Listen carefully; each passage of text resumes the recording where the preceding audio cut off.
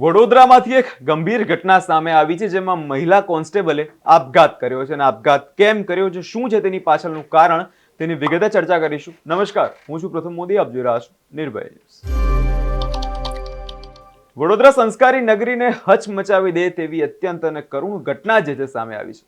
કહેવાય છે કે જ્યારે યુવાનીમાં સપનાઓ પૂરા થવાની તૈયારી હોય ત્યારે આખું આકાશ ખુલ્લું દેખાય છે, પરંતુ વડોદરામાં ફરજ બજાવતા એક મહિલા કોન્સ્ટેબલે જીવનનો અંત આણી દીધો છે.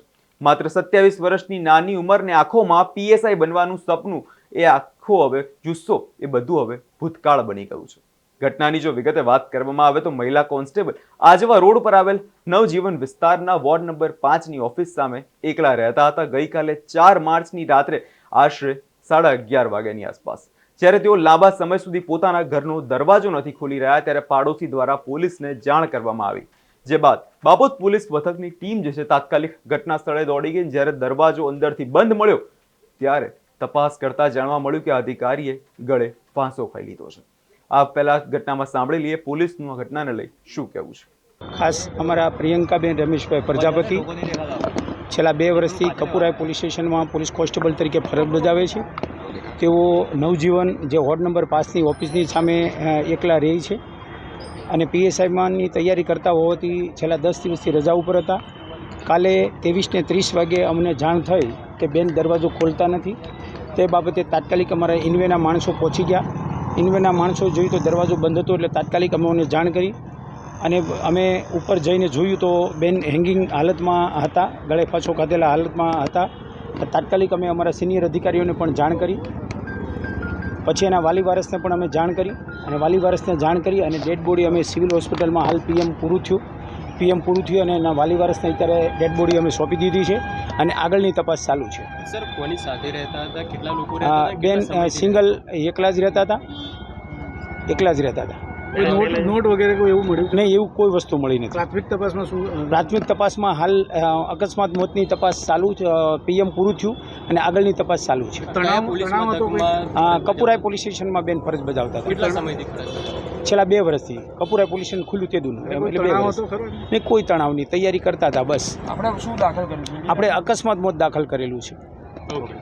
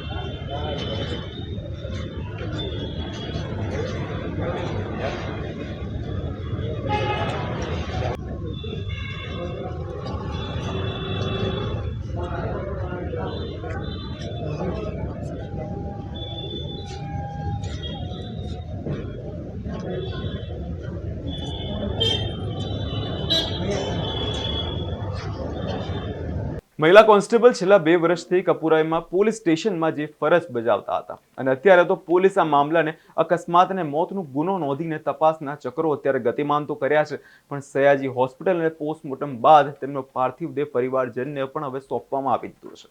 મહિલા કોન્સ્ટેબલ તરીકે આ મહિલા અટકવા માંગતા નહોતા અને તેઓ ઉચ્ચ અધિકારી બનવાનું એક સપનું જોતા હતા. તેમણે તાજેતરમાં પીએસઆઈ એટલે પોલીસ સબ ઇન્સ્પેક્ટરની શારીરિક કસોટીની દોડની પરીક્ષા પણ પાસ કરી લીધી હતી. હવે માત્ર લેખિત પરીક્ષાની તૈયારીઓ ચાલી રહી હતી અને તેવા જ સમયની અંદર છેલ્લા 10 દિવસથી અધિકારી રજા પર પણ હતા અને છેલ્લે આ મેદાને દીકરીએ એક મેદાન તોડી પોતાની ક્ષમતા સાબિત કરી દીધી હતી. જે ખાકી વર્દી પહેરીને લોકોની સુરક્ષા કરતી હોય તેણે અચાનક આવું પગલું કેમ ભર્યું? શું પરીક્ષાનું દબાણ હતું કે કોઈ અંગત કારણ?